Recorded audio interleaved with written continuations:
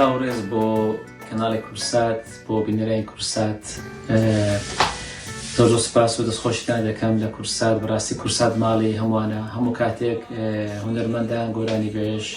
شاعیر نووسەر ئەدیب بەسەر دەکاتەوە و سپاس بۆ کە منیشتان بەسەر کردەوە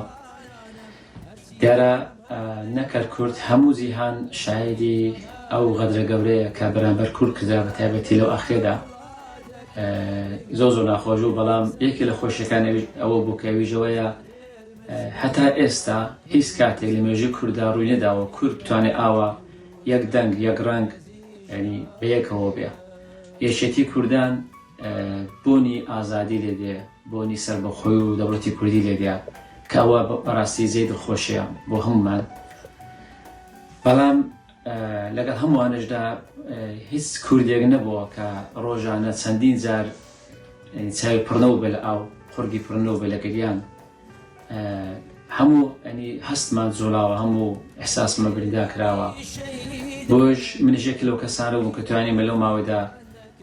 سێ بەرهەم ئامادەکەم سێ سرود ئامادەکەم کە سرودەکان ئەوانە بوون یەکیان کوردم ئەمن لە هۆندراوەی شاعری مەزنی کورد مامۆستا هێمەند مکریانی بوو ئاوازەکەی خۆم بوو موزیک برام هونەرمەند دیار کەریم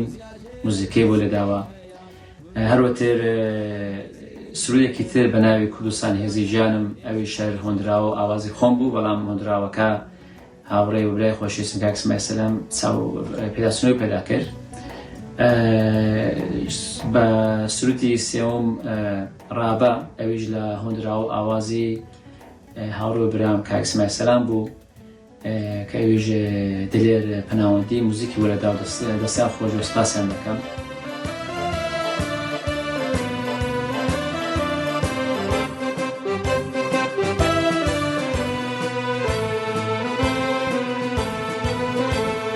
من پێشمەرگەی کوردستانم ئامادەی زەرگەی مەیدانم من پێشمەرگەی کوردستانم ئامادەی زەرگەی مەیدانم بەسەر و ماڵ و ژیانم دیارە